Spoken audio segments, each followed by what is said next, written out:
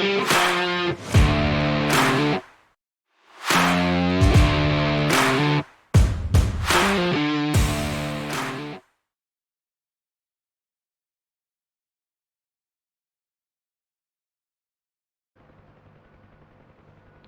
everyone, Ronan here with another tutorial on the DCS UH-1 Huey. This is another redux that I had to do because the audio, apparently on the in-game audio, was higher than my microphone audio and nobody could really hear very well. So for this tutorial we're going to go over the setting up of weapons and loadout and refueling for your helicopter.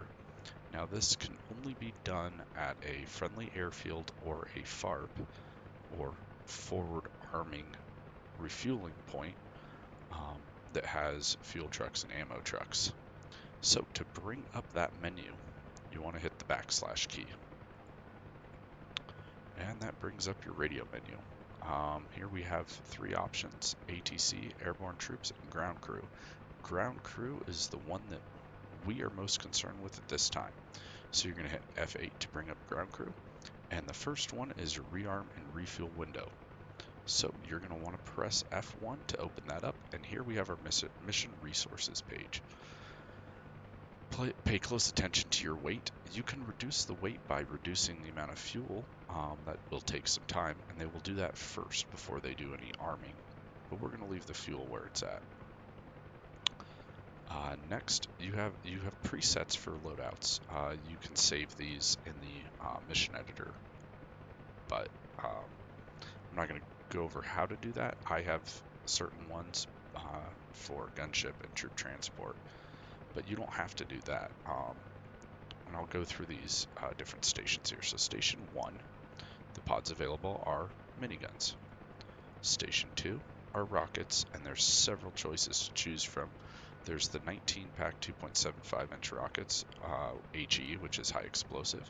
Then there's the same that are white phosphorus. And then you have the 151 HE, the 156 WP, or white phosphorus. Then you have the parachute illumination, practice smoke, and practice rounds, and then the Mark V HE. And it's the same in Station 6 and 5 for those. Then 3 and 4 are your door gunner stations. So you can either have an M134 minigun or an M60 belt-fed machine gun.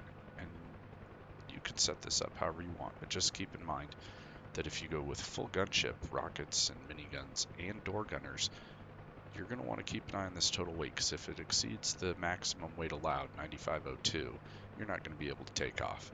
And if it's pretty close to that number, it's going to be a little more difficult to take off. You can also select how many flares you want. This is also a good window.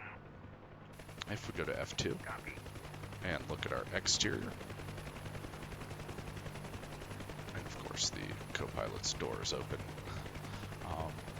From this, you can bring that window up again,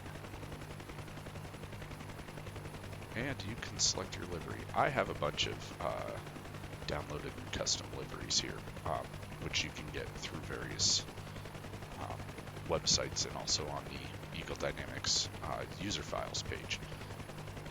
But we have different liveries we can also switch to. And this is where you can change your livery. We'll go with an Arctic for now. So that's how to set up your weapons, refuel, and all that. And when you come back in for a landing after a mission, you can do the rearming, refueling, things of that nature. Now, one other thing I'm going to quickly mention: when you go into the ground crew menu by pressing F8 again, this request repair.